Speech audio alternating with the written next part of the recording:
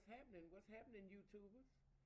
You are now joined again on another Luk'A'Here, y'all podcast with your host, Miss Trina. That would be me. And with that being said, today's episode is about companion care versus medical care. And when you look at companion care versus medical care, there are two aspects that are the same. The care. That's it. But one differs more than the other. We're gonna be exploring and learning about two types of care on an in-home setting: companion care and medical care. When we understand the difference, it makes for better decision making for us and our family members, whoever need this specific care. So that was just my little introduction that I had to write out, because it slips my mind. I be jumping on different subjects and stuff all the time instead of staying on topic, because nursing, anything nursing, get me, riled up, baby. I'm just too compassionate about that damn thing. But other than that, uh, I do, like I said, I'm old school. I write all my stuff down. So let's get in it for today. Companion care versus medical care. Okay, when you choosing between care, you got to know that the health status of the person, because every care plan is personalized as well as individualized with the specific diagnosis of that person in mind. And because care is not one size fit all, it's just not. Care can't never be one size fit all because we are individuals. You know, we all have different needs. We all have different frame of thoughts. We all have different mindset. Mindset, frame of thought, same thing, but still, bottom line, we are different. And companion care, excuse me, focuses on the emotional and the lifestyle support of the patient or the client, whatever setting you in. Companion care is designed to support daily living and emotional well-being. Things like like preparing meals, light housekeeping, conversations, engaging with social community groups and stuff like that. Or just being overall, personal with the client. It's more personal instead of, as opposed to excuse me, medical care, because medical care focus on the health care and the physical well-being. And when I say that about each personal care attendant, for the clients that need more assistance, they need like way more assistance with ADLs, because some you have to perform treatments on, or some you just have to get chronic disease management. you know but when it comes to medical care, that's all about the medical aspect side of it.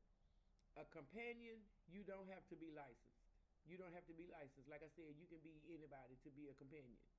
But in medical services, you have to be licensed, whether CNA, LVN, or RN, physical therapist, anything that has to do with, excuse me, anything that has to do with um, any kind of therapy care, or extensive hands-on care.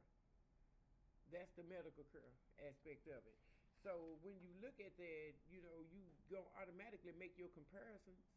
I mean, like, because, okay, check this out. Consider a stroke patient, okay? They recovering at home. They need medical monitoring, physical therapy, and med regulations, and a certified caregiver. So the key difference with that is that person would have uh, RN that comes and do med management every week. That person would have a CNA or a home health aid worker, at the house to do, the hands-on ADLs, and then they have probably a therapist that comes to the house to help them, regain mobility skills, motor skills, and um, the little tasks, like occupational therapy, where it's just the simple things like combing their own hair, brushing their own teeth, stuff like that. So, and that would be a part of the medical, services part. But when it comes to the comparison of it, the companion care is more emotional. The medical care is more physical. Companion care, you don't have to be licensed, but in medical care, you have to be licensed.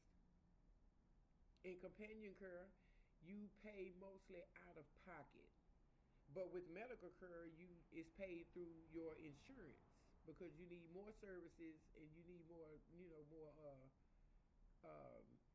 people on your care team. Say it like that. While companion care, it offers freedom and independence for that person because that person, like I said, is probably still ambulatory. He's probably still get around, just probably suffering from dementia or something like that. I'm saying early onset dementia or something like that, as opposed to a patient that's in medical care because they get clinical supervision.